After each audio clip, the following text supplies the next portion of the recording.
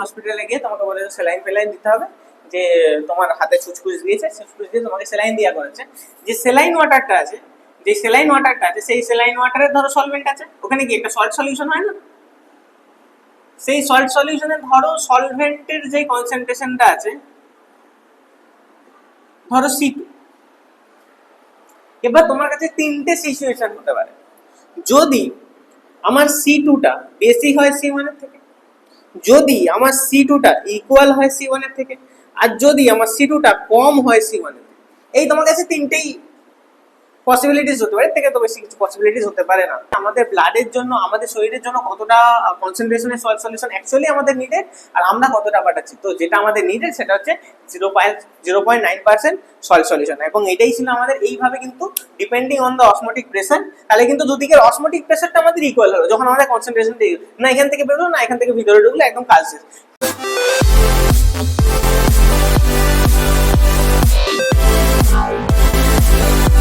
Videos academy আমরা বলছিলাম solution class 12 এর। জাস্ট আগের ক্লাসে আমরা অসমোসিস এবং অসমোটিক প্রেসার নামক যে টপিকগুলো ছিল সেগুলো কমপ্লিট করেছি। আজকে আমরা রিলেটেড টপিকই আলোচনা করব, যার মধ্যে অসমোটিক প্রেসার, এই অসমোসিস নিয়ে যে আলাদা আলাদা সলিউশনসকে আমরা ডিভাইড করতে পারি সেইগুলো আমরা দেখব।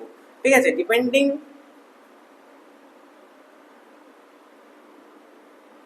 অন দি অসমোটিক প্রেসার আমরা একটা সলিউশনকে আপাতত তিনটে ভাগে ভাগ করতে পারি। প্রথমটা হচ্ছে আইসোটনিক সলিউশন, তারপরটা হচ্ছে হাইপোটনিক সলিউশন, আর লাস্টটা হচ্ছে হাইপারটনিক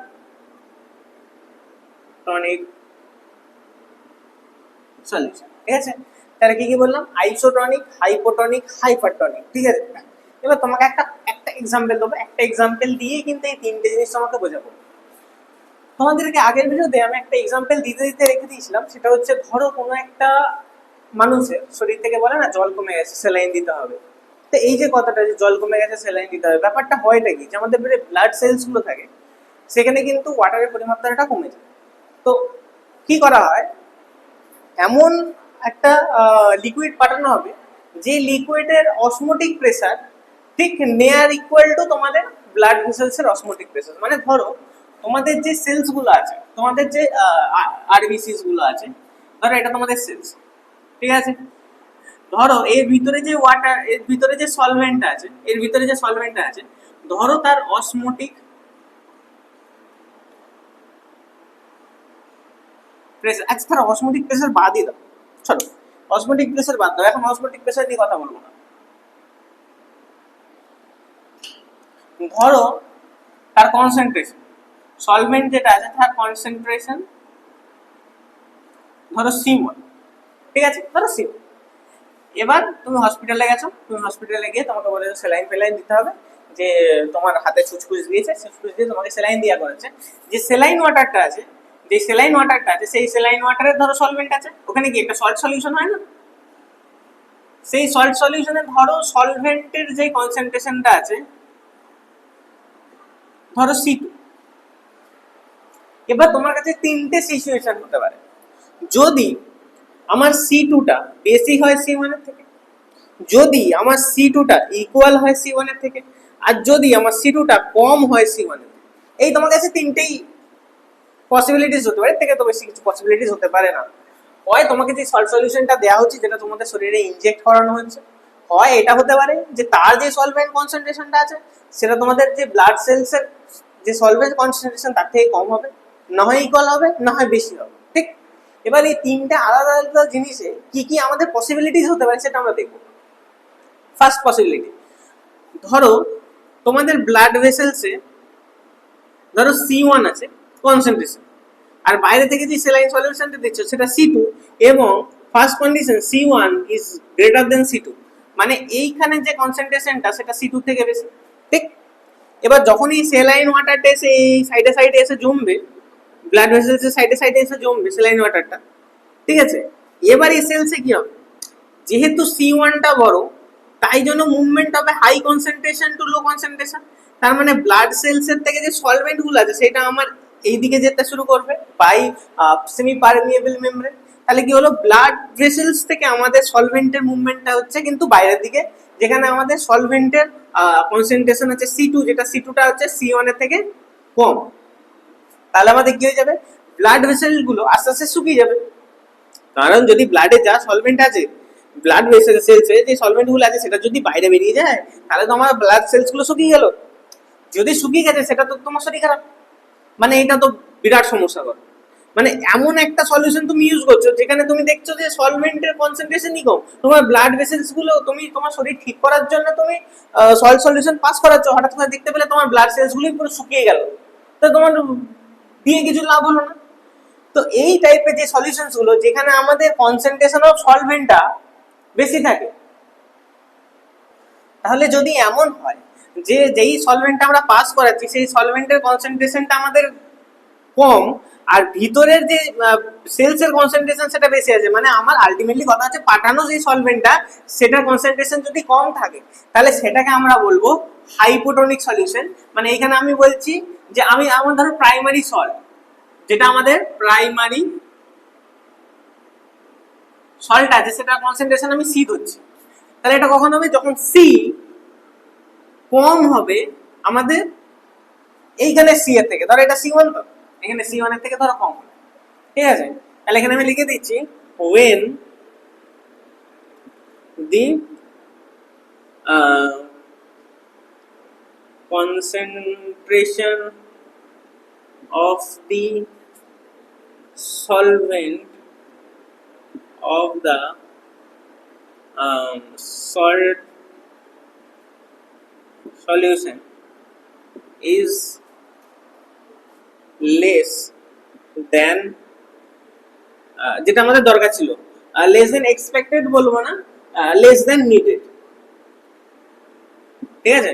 মানে আমাদের দরকারের থেকে যদি সল্ট সলিউশনের কনসেন্ট্রেশন কম হয়ে যায় তখন সেটাকে আমরা বলবো হাইপোটনিক সলিউশন, ঠিক আছে। তো এটা গেল আমাদের প্রথম কন্ডিশন। সেকেন্ড কন্ডিশন কি হতে পারে, সেকেন্ড কন্ডিশন তোমার এটা হতে পারে যে তুমি যে সল্টটা পাঠিয়েছো, তুমি যে সল্ট সলিউশনটা পাঠিয়েছো, ধরো এটা তোমাদের ব্লাড ভেসেলস আছে, এটা তোমাদের সেলস আছে, সেলসের ভিতরে সলভেন্টের কনসেন্ট্রেশন C1 এবং তুমি যেটা পাঠিয়েছো সেটা হচ্ছে C, এবং দেখা গেছে এই যে সিটা এটা হায়ার দেন C1, তার মানে তুমি যে সলিউশনটা পাঠিয়েছো সেটা হায়ার দেন সলিউশন। এবার এখানে তোমার ব্লাড ভেসেলসটা আছে, এখানে C1 আছে আর এখানে C আছে, এবং এখানে তোমার জলটা জমা হচ্ছে, সলভেন্টে এসে জমা হচ্ছে, এখানে জমা হচ্ছে, ঠিক আছে, সেলসের বাইরে জমা হচ্ছে। এবার তোমার মুভমেন্টটা কোন দিকে হবে, এই সিটা যদি এর থেকে বেশি হয় তাহলে তোমার মুভমেন্টটা এই দিক থেকে এদিকে ভিতরে ঢুকবে, কারণ মুভমেন্টটা তখন এই এর কনসেন্ট্রেশন বেশি, এর কনসেন্ট্রেশন কম। আমরা অসমোসিস কি দিয়েছি যে সেমি পারমিয়েবল মেমব্রেন দিয়ে হাই কনসেন্ট্রেশন থেকে লো কনসেন্ট্রেশন আমাদের জল ঢুকবে, তো এইখানে জলটা ভিতরে ঢুকছে। এবার যদি জলটা ভিতরে ঢোকে তাহলে তো আমার সেলস গুলো প্রথমে তো শুকিয়ে যাচ্ছিল, এখন সোয়েল আপ হয়ে যাচ্ছে, তো দুটোই তো সমস্যা। আমি চাইছি না আমার সেল সোয়েল আপ হয়ে যাক দিয়ে আমার শরীর খারাপ হোক, আমি এটাও চাইছি না আমার সেল শুকিয়ে যাক দিয়ে আমার শরীর খারাপ হোক, আমি চাইছি একদম ঠিক কথা। তো এইখানে যদি আমার কনসেন্ট্রেশনটা বেশি হয় তাহলে তো সেলস গুলো সোয়েল আপ হয়ে যাবে, এবং এই টাইপের যদি আমরা সলিউশন হয় তাহলে সেটাকে আমরা বলবো হাইপারটনিক সলিউশন, যেখানে আমার concentration of the salt solution is greater than যেটা আমাদের নিডেড। তাহলে এখানে আমি of the solvent in salt solution is higher than needed, যতটা দরকার ছিল তার থেকে অনেকটা বেশি। তো সেই টাইপের সলিউশনস গুলোকে আমরা বলবো হাইপারটনিক। আমি আরেকবার বলে দিচ্ছি যে যখন আমাদের বাইরে কনসেন্ট্রেশন বেশি হবে ভিতরে কনসেন্ট্রেশন কম হবে, জলটা কিন্তু ভিতরে ঢুকে যাবে, আর জল যদি ভিতরে ঢুকে যায় তখনও কিন্তু তোমাদের ব্লাড ভেসেলস গুলো সোয়েল আপ হয়ে যাবে, এবং এটাও কিন্তু তোমাদের শরীরের জন্য ক্ষতিকারক, ঠিক। এবার আসি আমি লাস্ট অ্যান্ড ফাইনাল যে কনক্লুশন পয়েন্ট আছে। তাহলে আমরা এতক্ষণ পর্যন্ত বুঝতে পারলাম যে না আমার বেশি চাই না আমার কম চাই, আমার কি চাই ইকুয়াল, মানে এমন একটা ব্লাড ভেসেলস থাকবে এইখানে যে জলটা এসে জমা হবে এইখানের কনসেন্ট্রেশন C1 এই C আর এইখানে কনসেন্ট্রেশন C1 দুটোই যেন ইকুয়াল হয়, ঠিক, যাতে না এদিক থেকে এদিকে বেরোয় না এদিক থেকে এদিকে বেরোয়, একদম ঠিক আছে। তোমার যেটা শরীরে জল কমে গেছে সেই জলটা এসে শরীরে চারদিকে বেরিয়ে গেল, না আমার সেলসে জল ঢুকলো, না সেলস থেকে জল বেরোলো, যেটা দরকার ছিল সেটা আমার হয়ে গেল। তো এই টাইপের সলিউশনস গুলোকে আমরা বলবো আইসোটোনিক সলিউশন, যেখানে আমরা দেখবো যে সি ইকুয়ালস টু C1, এবং এটাকে আমরা বলতে পারি when the concentration of the salt solution, আর সয়েল সলিউশন বলবো না, concentration of the solvent in the salt solution, of the solvent in the salt solution is exactly equal.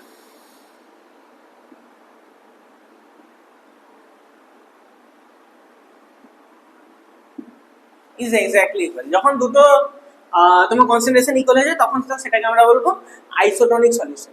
এবং তোমাদেরকে বলে রাখি, আমাদের শরীরে যখন সেলাইন দেওয়া হয় তখন যেই সল্ট সলিউশনটা ইউজ করা হয় সেটা হচ্ছে 0.9% সল্ট সলিউশন। ঠিক আছে, 0.9% সল্ট সলিউশন আমাদের শরীরের জন্য অ্যাপ্লিকেবল। আমাদের যে ব্লাড সেলস গুলো আছে এর ভিতরেও কিন্তু 0.9% সলভেন্টই থাকে, তাই জন্য 0.9% সল্ট সলিউশন থাকে। এবার তুমি যখন দেখছো, যদি আমি তোমাকে বলি 0.1%, যদি তোমাকে বলি 0.1% সল্ট সলিউশন, তাহলে 0.1% সল্ট সলিউশন মানে তো তোমার 100-র মধ্যে একটা শুধুমাত্র, সরি 100-র মধ্যে একটা বলছি, 0.1 মানে হচ্ছে 100-র মধ্যে 10টা। মানে যদি তোমার 90 ওয়াটার থাকে তাহলে 10 আমার সল্ট। এই ধরনের যদি 0.1% হয় তাহলে আমার কিন্তু সেটা হয়ে যাবে হাইপোটনিক, যেখানে আমাদের কনসেন্ট্রেশনটা কমে যাচ্ছে। আর যদি আমি বলি 1.2, 1.3 এরকম সল্ট সলিউশন, তাহলে কিন্তু সেটা আমার হাইপারটনিক হয়ে যাবে। আর আইসোটনিক কখন হবে? যখন 0.9 হবে, যখন এক্স্যাক্টলি আমাদের ইকুয়াল হবে যে আমাদের ব্লাডের জন্য, আমাদের শরীরের জন্য কতটা কনসেন্ট্রেশনের সল্ট সলিউশন অ্যাকচুয়ালি আমাদের নিডেড আর আমরা কতটা পাঠাচ্ছি। তো যেটা আমাদের নিডেড সেটা হচ্ছে 0.9% সল্ট সলিউশন। এবং এটাই ছিল আমাদের, এইভাবে কিন্তু depending on the osmotic pressure, তাহলে কিন্তু দুদিকের অসমোটিক প্রেসারটা আমাদের ইকুয়াল হলো যখন আমাদের কনসেন্ট্রেশন না এখান থেকে বেরোলো না এখান থেকে ভিতরে ঢুকলো, একদম কাজ শেষ। হাইপারটনিক হলেও সমস্যা, হাইপারটনিক হলে যখন বাইরে কনসেন্ট্রেশন বেশি হয়ে যাবে তখন কিন্তু বাইরে থেকে ভিতরে ঢুকে যাবে, সোয়েল আপ হয়ে যাবে। আর যখন হাইপোটনিক হয়ে যাবে, বাইরে সলভেন্টের পরিমাত্রা যখন কম থাকবে তখন কিন্তু ভিতর থেকে বাইরে বেরিয়ে যাবে, তখন সেলসগুলো একদম শুকিয়ে একদম কাট হয়ে যাবে, তখন কিন্তু সমস্যা। এখানেও সমস্যা, সব থেকে বেস্ট হচ্ছে আইসোটনিক। ঠিক আছে, তো এই ছিল তোমাদের depending on the solution osmotic pressure, এটা হচ্ছে তোমাদের ক্লাসিফিকেশন। আচ্ছা, এরপর আমি কি করব, তোমাদেরকে একটা নিউমেরিক্যাল দেবো, যেটা আমি এখানে একটু একটু সলভ করে দেবো, বাট তোমাদের কাজ থাকবে সেটাকে সলভ করা এবং অ্যান্সার বের করা। ঠিক আছে, তো মোটামুটি এই যে অসমোটিক প্রেসার মোটামুটি বললাম, এটা নিয়ে একটা নিউমেরিক্যাল দেওয়া থাকে। দেখো তোমাদের আমি সেরকমই নিউমেরিক্যাল এখানে দিয়ে থাকি যেগুলো তোমাদের পরীক্ষার জন্য ইম্পর্টেন্ট। ঠিক, ওকে, তো একটা নিউমেরিক্যাল তোমরা লিখে থাকো। হ্যালো, নিউমেরিক্যাল 1, একটাই নিউমেরিক্যাল দেবো যেটা তোমরা করবে। ঠিক আছে, আমি একটু ট্রাই করে দেবো। ধরো 200 centimetre cube of aqueous protein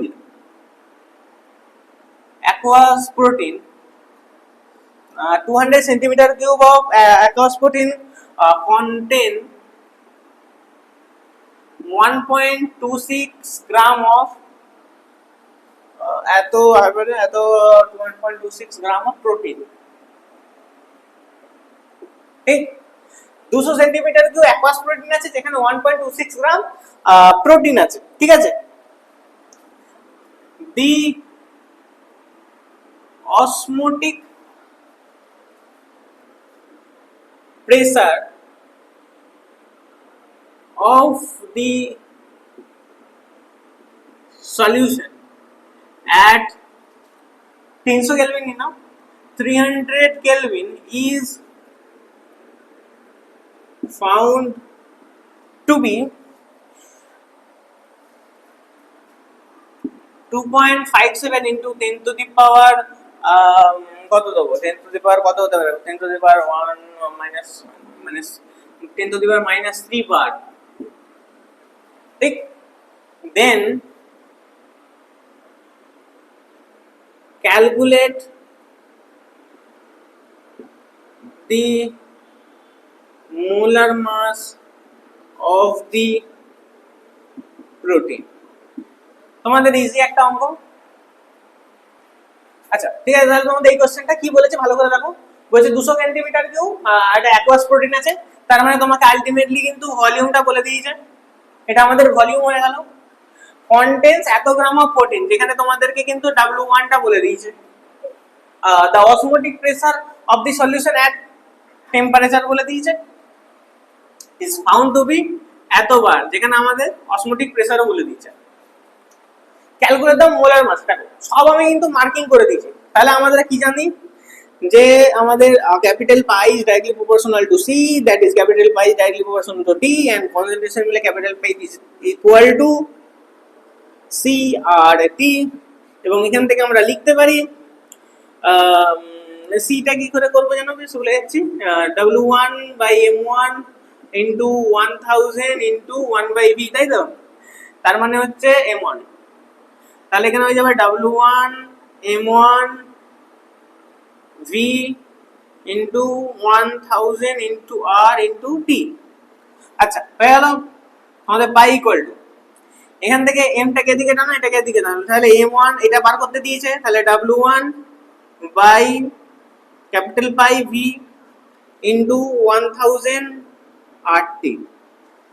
এটা তোমাদের ফর্মুলা হয়ে গেল, যেখানে এটা তোমাদেরকে বার করতে দিয়েছে। W1 দিয়ে দিয়েছে 1.26 গ্রাম, অসমোটিক প্রেসার দিয়ে দিয়েছে 2.57 ইন্টু 10 টু দি পাওয়ার -3 বার। এটাকে তোমরা প্যাসকেল করে নিতে পারো, অসুবিধা নেই যেহেতু এসআই ইউনিটে আসছে। ভলিউম তোমাদেরকে দিয়ে দিয়েছে 200 সেন্টিমিটার কিউব, এটা এটাই রাখতে পারো, অসুবিধা নেই। 100 তো 100, যদি আর এর ভ্যালু বলো, ইউনিভার্সাল গ্যাস কনস্ট্যান্টের ভ্যালু হচ্ছে 8.314 জুল মোল পার কেলভিন হয়ে গেল। এটা তো সবসময় তোমার দিকে জানতেই হবে। আর টেম্পারেচার টি, যেটা তোমাদের দিকে দিয়ে দিয়েছে 300 কেলভিন। দেখো তোমাদের কিন্তু সব দেওয়া আছে, শুধুমাত্র ফর্মুলাতে ফেলবে।